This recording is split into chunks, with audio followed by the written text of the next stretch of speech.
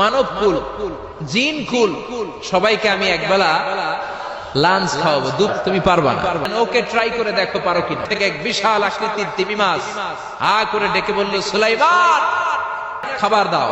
এসে খাবারের অভাবে আমি যদি তিমি মাছ মারা যাই, কিয়ামতের দিন আল্লাহ তোমারে ছাড়বে না রে সুলাইমান। বিশাল মুখটাকে হা করে রেখেছি, আমার মুখের ভেতরে জিনদেরকে বলো খাবার ঢুকায় দিতে।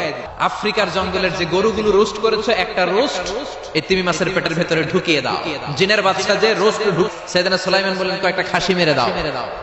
খাসি মেরে দেয়া হলো, এটা হা করে আছে। কয়েকবার যত আছে দিতে শুরু করলো। ইন দ্য মিন টাইম 1 কিলোমিটারের খাবার শেষ। কিলোমিটার শেষ, এখনো তিমি মাছের মুখ হা করা আছে না নাই? সাইয়েদনা সুলাইমান সিজদায় পড়ে গেলেন, আল্লাহর ডেকে বললেন, মাবুদ রে, আমি বুঝতে পারি না আসলে রিজিক দেওয়ার মালিক আমরা না, মালিক একজন, তিনি